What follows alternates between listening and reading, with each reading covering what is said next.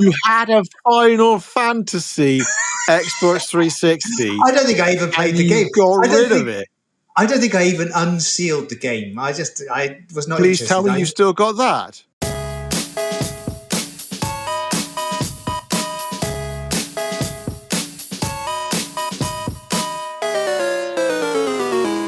Welcome to Spectrum Days. It's some sort of podcast about the past and spectrums, and that'll do. It's where two old farts and some guy in the background talk about computer games and the past and some films at some point. Maybe one day. Never Maybe. Promise. What are we talking about? What are we talking about today? We got that fantastic idea to talk about what we call packs, but when I look on the internet, I don't know, are they really called packs? Anyway, when you buy a new console or a new computer and you get it with a pack with some games and maybe some extra peripherals, and so packs. And I've got one particular pack that sticks in my mind. I don't know if we want to delve right into that one, or if you're going to regale us with your memories of packs. No, I was going to say, because you've asked a question there, what did we used to call it?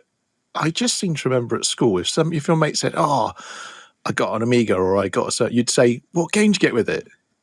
You would just ask, "What did it come with? What did it come with?" We didn't use pack-in title. That's the current word, the pack-in title. And when I was working in the shop, I don't remember anyone saying pack-in title.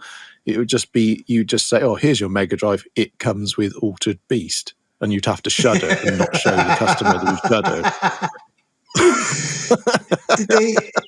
I presume they'd always ask about the shin kick immediately, right? What button is it for the shin kick? That would be the main thing. Yeah, they'd say, "If I get Altered Beast, is that the one with the shin kick?" And I'd go, "Yes, it's not the Sonic pack. It's definitely the Altered Beast pack." Were there two packs at the same time? Or, no, because Altered Beast came with Altered. That was the first edition in the UK, right? So here we are. We're already talking about packs. But I can remember being at a friend's house. His Mega Drive was being delivered. I'm pretty sure it was right at the beginning of the UK release, and it came with Altered Beast.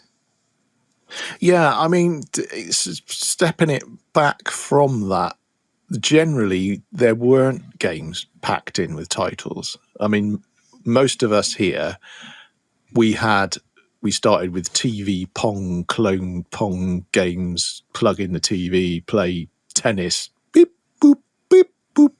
And that we just had a load of games built in. Obviously, that was built in. That was what it was. But once computers came along, I mean, we were talking about this off mic, that the Spectrum, really, Clive wasn't over the moon that it was going to come with games. He didn't build it as a games machine. It was a computer. It was meant to be a portable home computer that you could do everything with. He wasn't exactly enamored with games, but later on it started coming with games. But I think pretty much from then on, most systems that came out did come with a game. So by the time you got to the Mega Drive, which was a lot longer, it was quite a while after the Spectrum days, was sort of early 80s. Mega Drive, we didn't get till 1990. I think it was 89 in America and US. We got it about 90. So it was actually quite a while by. So by then, they were realizing, you've got to pack a game in with it. But it wasn't always that way. I mean, the Master System, that technically didn't come with a pack-in title. It came with a built-in game, which was Snail Maze, which was hidden. That was really, really weird. You didn't even know it was in there. You had to hope that some friend of yours knew what buttons you had to hold down and turn the system on, and then Snail Maze would come up. But it was like a 5-minute game. It was more like a funny little freebie that was hidden inside rather than an actual giving away a title. I think it's something that the bigger companies have always struggled with. Is like, well, they put all this effort into making a game. They want to be able to sell it. I mean, like with the Master System then started coming with Alex Kidd. Well, that was a game where they put a lot of effort into making Alex Kidd, but they saw that, that was, everyone else was packing in a game with the machines. But that was also not really what was being done in the home territories. In Japan, you look at most of the systems, the Mega Drive, the Super Nintendo, they didn't come with a game. Yeah, got the machine and one controller. It's quite one different. controller. Yeah, I mean, I'm looking at Sega Mega Drive now at the Altered Beast, and in fact, they call it a bundle. So the Altered Beast Right. bundle. So maybe that was just another terminology for it, but that was so it did show Altered Beast on the actual box of the Mega Drive, and then that came with Yes just and one no. controller. Yeah, it's No, weird. Again, people who are new to the podcast, they don't know that I used to sell this stuff for a living secondhand back in the day. They started putting on stickers on the boxes, particularly this is mainly the Mega Drive was doing this. So they would actually, if anyone's got an old Mega Drive original box or have a look at them online, they started putting these stickers, round stickers, which showed the title that was with it. And some, they even matched them up to the original box art. So the sticker would actually have that same grid background. So there were really? a lot of the packs that we got were actually ones that were originally the machine and one pad, but then they soon learned that they had to start getting one up, excuse the pun, on Super Nintendo and things like that. So they were having to include two controllers and a title. So a lot of the Altered Beast machines that we got, and then subsequent packing titles like Sonic, when Sonic came along, it superseded that, and that was the game that you got with it. They would just whack these stickers on to save money instead of making a new box. But not all the time. We obviously then started printing the actual boxes. But I remember quite a lot of units we had these. They just stuck a sticker on and rammed something else in the box. Yeah. What about the Nintendo? What about the what titles did they bundle with the Nintendo? Well, the original NES, Yeah, the original yeah. Nintendo, I mean, that was a weird one. I mean, that, again, the people who are listening to us in America, they're going to say, what are you talking about? Because they were quite different. Again, in Japan, didn't necessarily always get a game, but the difference between PAL territories and the NTSC territories was often quite different. But the NES was sort of one of the first of the more successful machines. So we did get quite a few the same. Obviously, originally it came with Mario Brothers. I mean, that's what sold the Nintendo, was the fact that you were getting Mario. And then you also could get the, I think it was deluxe set, which was Duck Hunt and Gyromite. So that was with the robot, Rob the Robot.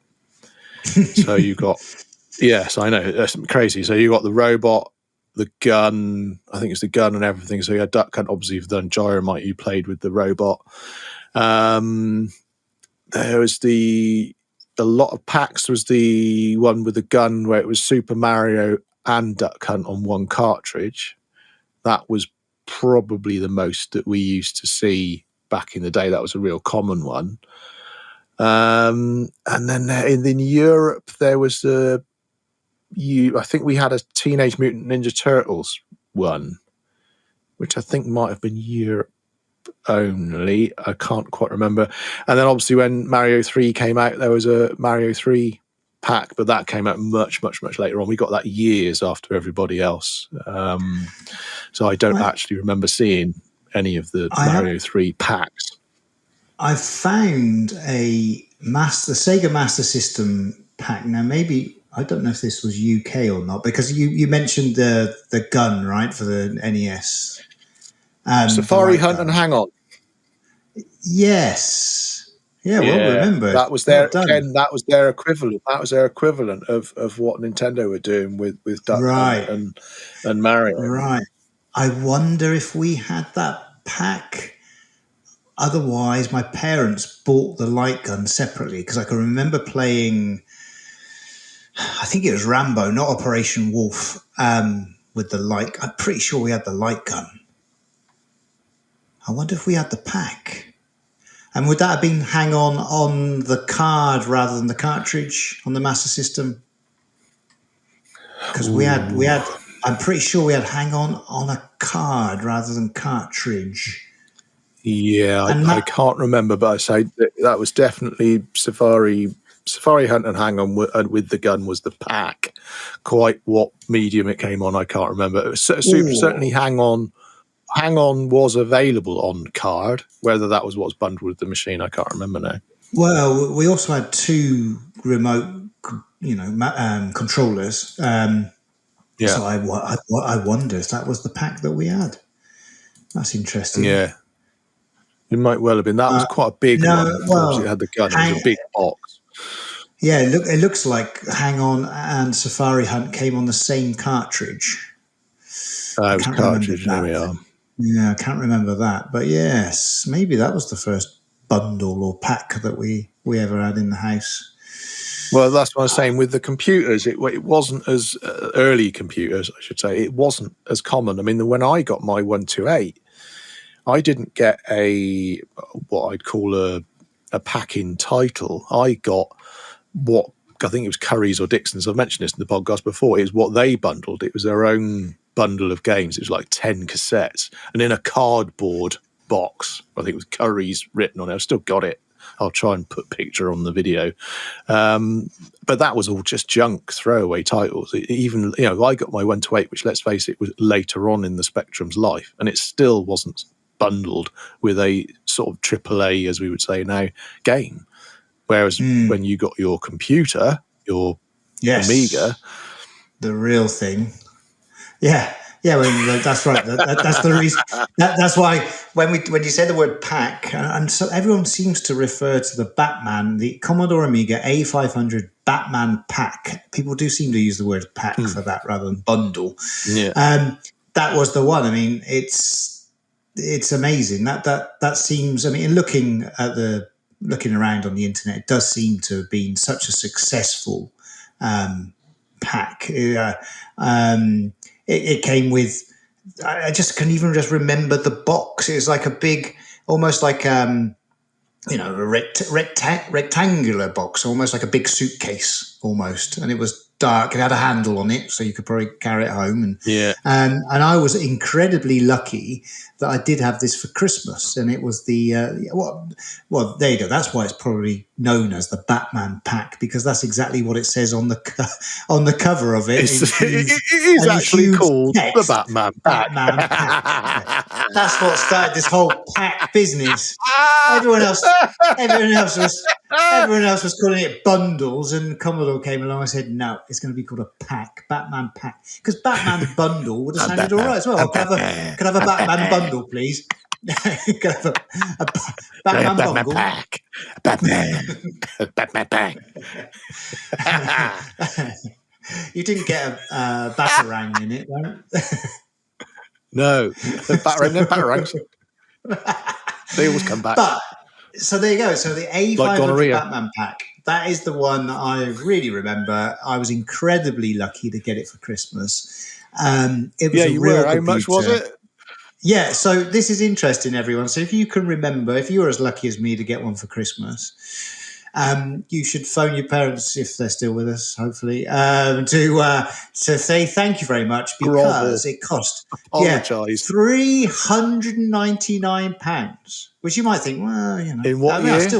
That's still a lot of money. In 1989. What year? 1989. Right.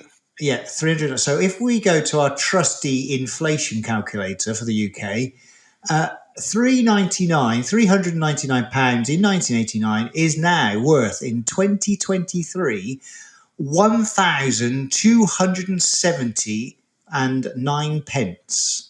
So £1,270 that was. So as if my parents had spent £1,270 on me for Christmas, which is incredible. Incredible. So I need to find. What did they get your brother?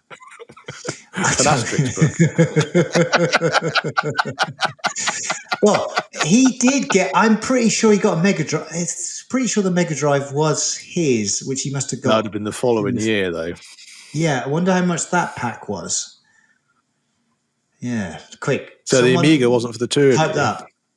No. The Amiga went straight into my room. Oh, the Mega Drive, when that came out, that wasn't anywhere near that. Well, that wasn't even half the price of the. It must have been more. The Mega Drive was about £180, £190, really? I think. What a bargain! Off the top of my head. Yeah, right. But then you I'm have to get a sure second you can Google controller, it, a but decent game because Altered Beast was a steaming pile Altered of Beast, and it's shouldn't 5 minute shouldn't kick wonder chin that is kick. Altered Beast. Yeah, I mean, Altered. Yeah, I mean, Yeah, that's true. Shadow of the Beast was a far better game. But yeah, so I mean, the Batman pack was absolutely amazing. I was very lucky, but it's interesting because producer John did point out. I think it was quite good of it because I did go on then to study software engineering and worked in the software kind of industry, and so it was actually useful. I did use it for a lot. Well, actually, by the time I got to university, I then had changed it for the A600, and I did use that a lot for coursework and but generally just learning the program and learning all kinds of things on a a real computer, not just having a console or something like that. But that pack came out with not only did it come with Batman, which I've got great memories of as well. I think in those days, then for the Amiga, Ocean did a few games where they were quite different. Within one game, quite a few different genres because you started off by driving the car. Then I think it was more of a kind of Yeah, platformer. So you go between different things. I'm not so sure if that's so common anymore, but that was like, so you get a lot of variety in one game. I remember, I vaguely remember enjoying and thinking Batman was a good game. I couldn't remember at all that New Zealand Story came with it. I didn't remember that at all. I've never been a great fan of platformers. I'm not very good at them, and the best one is obviously Manic Miner. So difficult to beat that. And there's also came with a flight simulator for an F1, not F1. What was it called? What was the flight simulator? Interceptor. Yes, FA-18 Interceptor, not F1. Um, Yeah, and then, even better than those things, I think for me was the Deluxe Paint 2. So I can remember like, yeah, playing around with that because, of course, the Amiga comes with a mouse, and the mouse completely changed the whole. The whole what you see is what you get UI kind of interface, a graphical user interface, file system, drag and drop. It was the first real computer that I'd ever had. It was interesting. I always remember actually going to work at the beginning, the very first few months at work where I worked, we still had. I think they were A700. What were they called? Well, we worked with Unix. There was no graphical interface, all command line. We had monochrome screens, black with orange text, and we would code and do all of our work, database work as well, and it just in with no graphical user interface. And we would. I would go home and think, but my computer at home is more advanced than what we're using at work. yeah, At least you more user friendly, right? And soon afterwards, we got Sun Spark systems, which had a drag and drop, user interface, this kind of thing, desktop, let's say. But it's still, I don't think it was as good as the workbench on the Amiga. But yeah, so fantastic computer, an amazing pack, amazing Christmas, great fond memories of it. And I understand now why it was called a pack, because that's what it says on the box. Commodore Amiga 500 Batman Pack.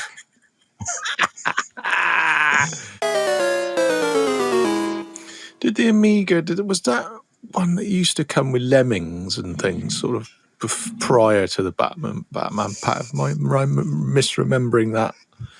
That I used to don't come with know. lemmings. I know I don't know. Deluxe Paint was sort of always one of those things that often came with it. Obviously, that was Deluxe Paint 2 by the time you got the Batman one. I was just wondering whether there's lemmings. I could have sworn lemmings came with it earlier on, but because the Batman Pack, that was fairly later on, wasn't it? That wasn't one of the first Amiga No, packs, was it? That was a no, later on one. no. Lemmings came out in 1991. Oh, really? So it's after that. That's interesting. Do you know, that's interesting. I really did think Lemmings was earlier than that. Isn't that funny? Well, and I suppose, I mean, the Amiga must have.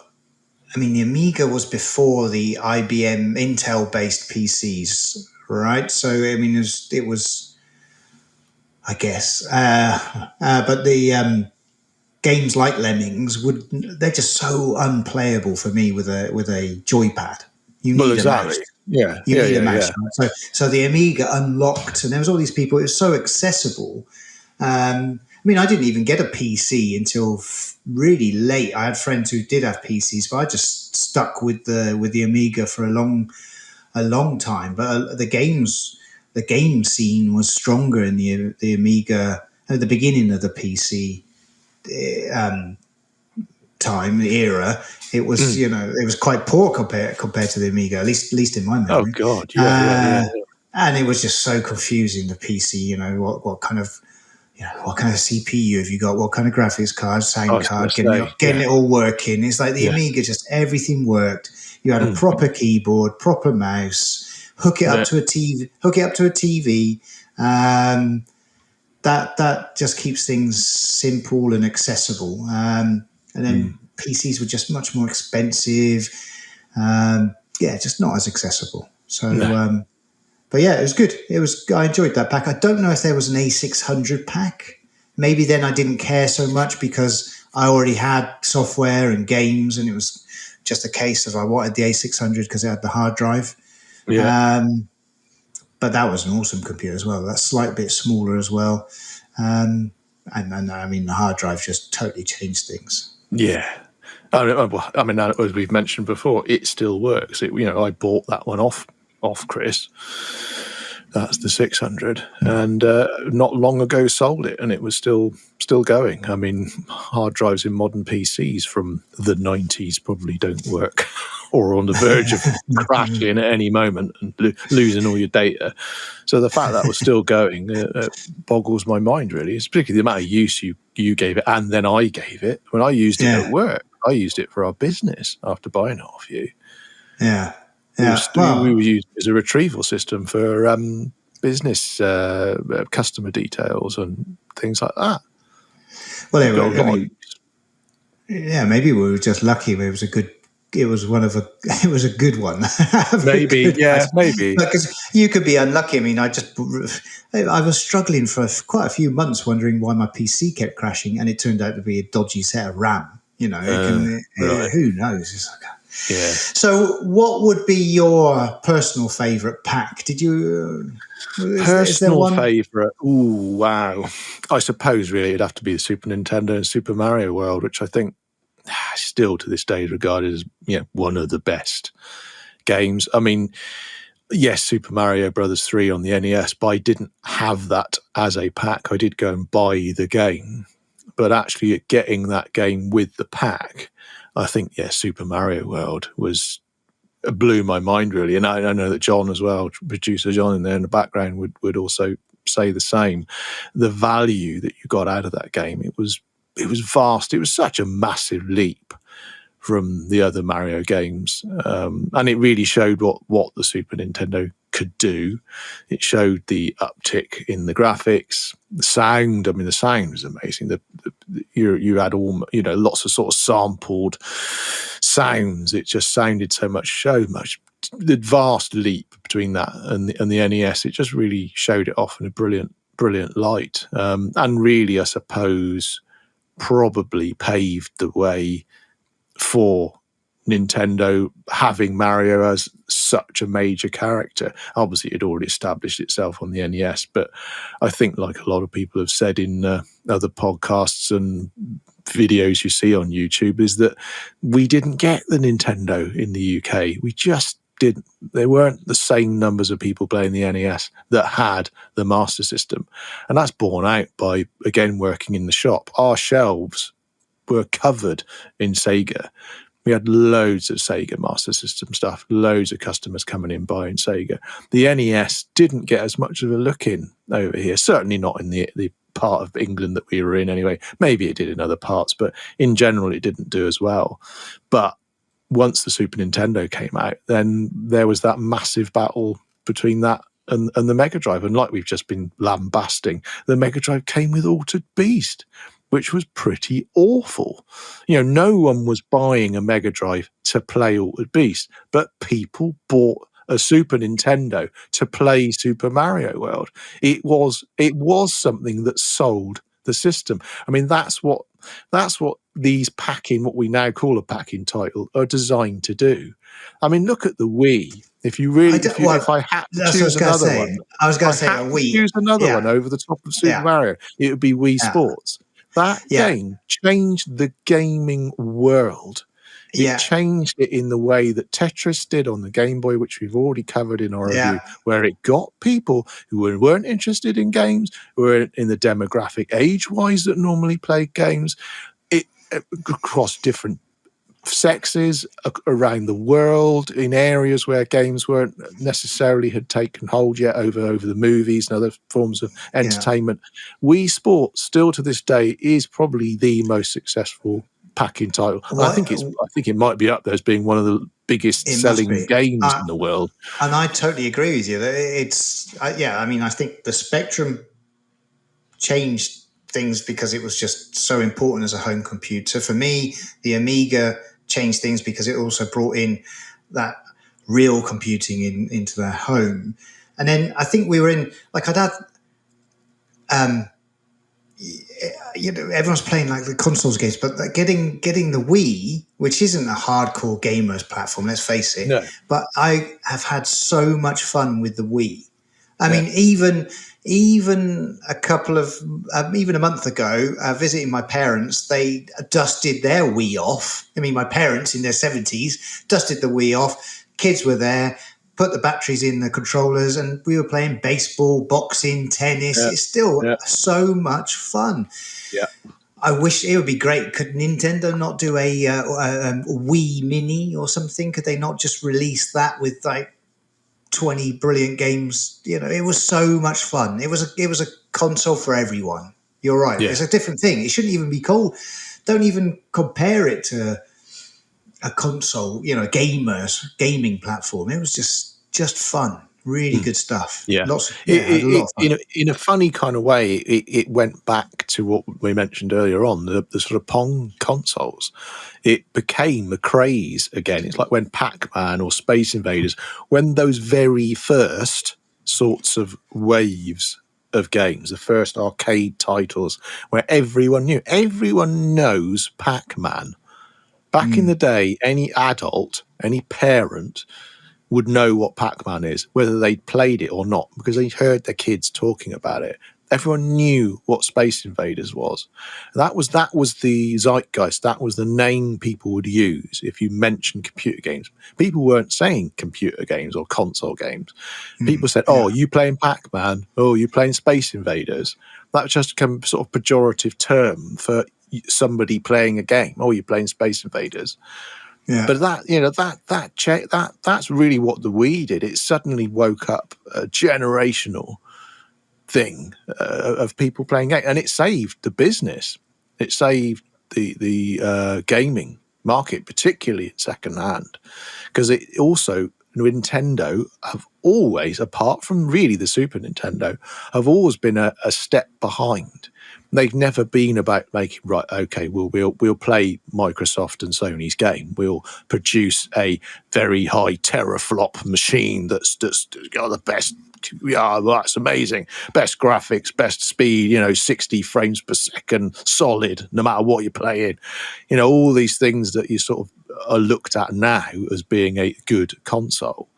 They always said, well, no, okay, we're going to make something for the family. And that's what they were going to do. It's why it's called Wii.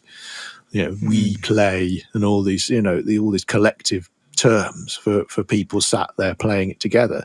So there wasn't that sort of push towards it being an online system, although it did actually have a very good online store, probably the best store for retro gaming that there probably ever was. But it was beautiful. It was the music was welcoming when you turned it on. That really easy to use system. The fact that they've made the controller like a TV remote that everyone's held. It didn't look like a gaming controller. It yeah, just looked like the thing that everyone's got on their sofa at home that they point at the TV to change a channel. I mean, it was a yeah, piece of genius. Wii is an absolute piece of genius, but that game made all the difference because it yeah, yeah, showed people how to use the Wii. It didn't show necessarily how to play the game, but it showed people how the Wii could work, how you could interact with the game without having to know a combination of buttons. You didn't need to do special moves. You just bowled. You picked up the bowling. bowling ball with one button, you threw it as if you were throwing it, and you let the button go. It was as simple as that.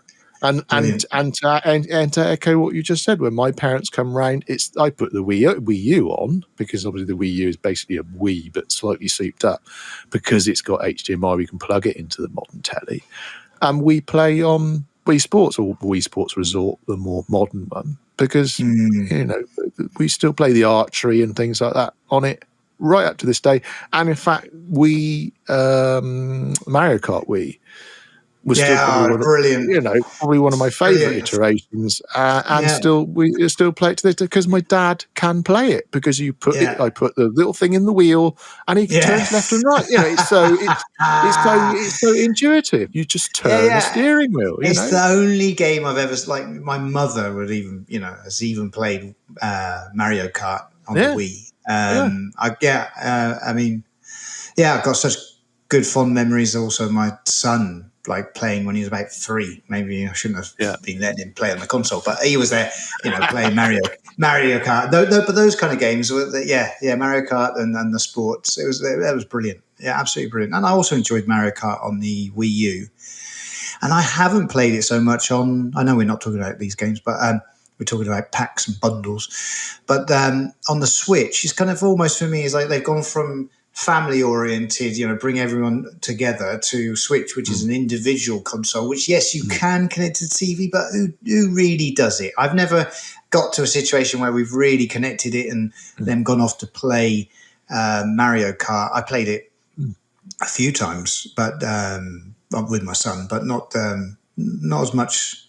Yeah, it could be so much fun. Yeah, I'd like to see a Wii Mini. That's my petition. I think you've underlined exactly what I was just saying, and the whole point of a packing title, that the Switch released without one. The Switch really didn't release with that killer app. It had things like 1-2 Switch, which I bought, because, let's face it, there was very few titles to buy when the Switch came out. So I think I bought pretty much everything that came out when it released. Now you made me think. Did the Nokia phones, feature phones, they came with Snake? Was that a killer? That was a killer bundle pack. I don't think that was making people buy the phone, though, was it? They weren't going, it's just got Snake. No, it hasn't got Snake. So, well, I don't want it then. If it hasn't got Snake, I'm not buying it. Show me the one that's got Snake on it. I don't know. Snake was pretty awesome, eh? Snake might have been a game. Maybe you've got two What do they do? This one makes phone calls and the battery lasts 10 hours. This one makes phone calls, the battery lasts 8 hours, but it's got Snake. Oh, I'll have the one with Snake, please. I'm thinking my top 10 packs now, and the Batman pack's got to be number 1, the Wii's number 2, and now Nokia with Snake might sneak in at number 3. Because I can't really remember the Xbox, because Xbox was another Xbox 360. No, well, the original Xbox and the Xbox 360. Yeah, again, that was sort of an era I sort of stopped. I got the Wii. That was sort of only just when I got back into gaming again. I forget what came with the 360. That's when we started getting special packs. So you'd actually get ones where the actual machine would have graphics on it. So that it would be, like the PlayStation did God of War one. So you'd actually get Kratos on the actual, the actual console itself. Or I think there's a I think there's a Star Wars one and various things like that were bundled. So it wasn't just the game, it was also the machine, or the controller would also be themed around whatever the game bundle was as well. It wasn't just a case of here's the basic machine and here's a game with it. They started doing entire packs. The whole thing was a game themed pack. But I mean, the Super Nintendo had a lot of game packs as well. I mean, that had the Starfox or Star Wing pack, the big one really that everyone wanted and made a lot of people buy Super Nintendos after Super Mario was Street Fighter 2, which is a game we're going to be covering next on the podcast. When that pack came out, that got a lot of people buying Super Nintendos just because it was the only place really to get Street Fighter 2 sort of like the arcade. I mean, it was a very good report. It was very similar to the arcade, and that sold a lot of Super Nintendos. And people, I don't think, bought anything else necessarily. They just wanted to play Street Fighter 2. So the importance of a pack-in game is massive. It's huge, which is why I think the Switch, although I think they've now just broken the record, they've now sold more Switches than they have Wiis or something in America. I think it's just overtaken the Wii. But it didn't really come, it wasn't famous for coming with a pack-in title. Everyone bought it and then bought Zelda, but it wasn't like packed in with it. Do you know what I mean? Nintendo didn't need to pack it in. They knew everyone was going to buy that anyway. But I don't know. I think it's a bit of a dying art. I don't know. I'm not sure. But that latest Xbox didn't come with anything, I don't think. No, I don't think it. No, yeah. I think it even came with one controller. I had to immediately buy a solid state drive to extend. Otherwise, you could only install 2 or 3 games or something. Yeah. So then, so it's a bit of a lie, whatever the price you might look at right now, because add another couple of $100 for getting like a hard drive, a solid state drive, and another controller. So in the end, it all adds up. But yeah. What they probably do give you though is 2 months free Xbox Pass or PlayStation Pass or whatever it's called or something, don't they? Which they chuck you free games at now, don't they? Which you didn't have back in the day. Now you've got you get tons of games for free in heavy inverted commas. I think it's kind of I think that works well.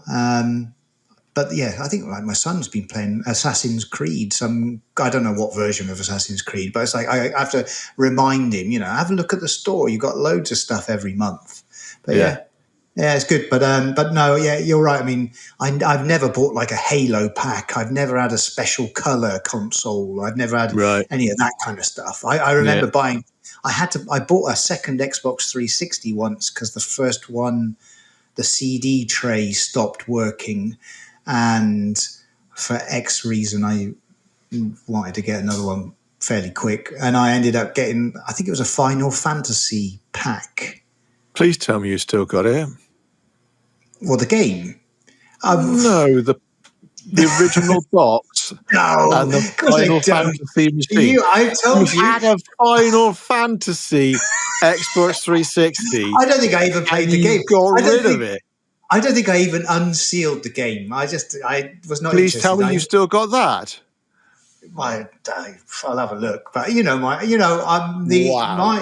I am instructed to throw away all cardboard immediately to recycle. I apologise to everyone who's listening. I know you all hate Chris at this moment. Don't hate him. He's generally all right. Well, if anyone does want to see some other stuff, we've probably got a link to our eBay store. Our eBay store, yeah. We got to pay for that middle-class angst Porsche somehow. by selling off all our childhood crap. We need a few Amiga A500 Batman packs to be able to buy a Porsche. 3 of them. We need 3. At least 3. Mint untouched. No, I mean 3 cars. Oh, 3 cars. One each. I don't want a Porsche. So why not? Anyway, that's another podcast. So there you go. I think my top 3 packs then. Well, wait a minute. The Game Boy. What was that? A pack with Tetris? Tetris was, but yeah, originally it did just come out on its own. Tetris was a little bit late, not much later on, but I think it probably came out at the same time. There was a boxed version of the Game Boy you could buy that just, I think, had possibly headphones and batteries with it. And there was the Tetris one. I got a feeling they came out at the same time. I'm not 100% sure. I'm sure someone can let us know in the comments below all the mistakes that we've been making through this podcast, because I'm sure we've made quite a few. Yeah, because The most of only this is just from special, memory. the only special edition console I think I ever owned was I had the Game Boy Advance SP Zelda Minish Cap one, which was a nice gold one with the Triforce sort of triangles on the front. That was the only one I ever had. I think most of my consoles tend to be fairly standard. I don't think I've had any of the funky ones. Did you sell that? Or I did sell it, yeah. Like an idiot. I think I gave it to the charity. I think I gave it to one of my favourite charities because I'm like that.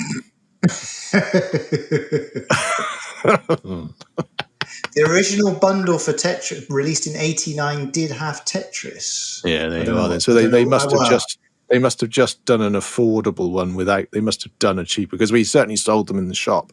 We definitely had ones in the shop which were a specific box, just the Game Boy, and as I say, I think might have been headphones and batteries without the game. But that was it. Also, that was in '89. Well, I'm reading in Reddit, so this could be incorrect, eh? But it originally did come out in '89. Again, I think a bit like the Mega Drive, we might not have got it '89. That would have been in America and Japan '89. I think we got it in the UK in 1990. I don't think we got the Game Boy '89, which is funny, isn't it? To think that the Game Boy is an '80s games console. We always think it very much of the '90s, because it ran for the entirety of the '90s. Yeah, because I did have a paper round. I had a paper round around about then, but I'm just trying to work out how come I owned a Game Boy and an Amiga. Batman Pack. Yeah, Batman Pack. I don't know.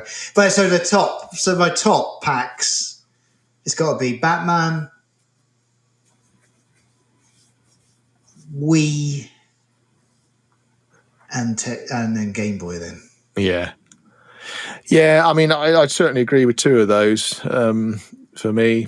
I think probably industry-wise and getting people together, I think I'd probably have to go with Wii Sports. Really impresses me and still impresses me to this day, what it did, and the fact that you can still play it and enjoy it in the same way and has the same effect. Yeah. I think Super Mario World, perhaps more of its time, impressed me, but I think very much legacy-wise and and similar to Wii Sports, getting people to buy the machine, and came well before the Wii Sports would be Tetris on the Game Boy. I mean, that's just phenomenal, and still a phenomenon now. I mean, we discussed this in our Tetris episode. Tetris is everywhere. I mean, it has replaced Snake on phones as being the thing to have on a phone, is the brick game, or whatever name they decide to call it. I mean, it's ubiquitous. It's everywhere. It did change the landscape. I played a terrible version on an aeroplane over the summer. It was awful. It was on the back of the screen. Yeah, and I just couldn't get the controller to work properly. The touchscreen was just awful. I ended up playing Angry Birds. Angry Birds was much better because it was a touchscreen. Yes, of course. But there you go. Yeah. Maybe the first time I'd seen Angry Birds on an aeroplane. That was good. Don't you ever look out the window? Well, come on, everyone. I'm sure everyone in the comments has got their own favourite pack. Do let us know. What is your favourite pack? What was your favourite packing title? What did you call it back then? Did we call it packing titles? I don't think we did. Do let us know if you're listening to us on the podcast. You can also see us over there on YouTube. Do give us a like and a thumbs up and a follow and a comment and all those other things you're supposed to do to make us happy. They'll make you happy too, I'm fairly sure. We've packed in quite a lot into this episode, but we've got to pack it in now and go off. Can you think of any other terrible puns? No. See you later. Bye, everyone. Bye, everyone. Bye. I'm off to open a 6-pack. Very good. Oh, I see what you did there.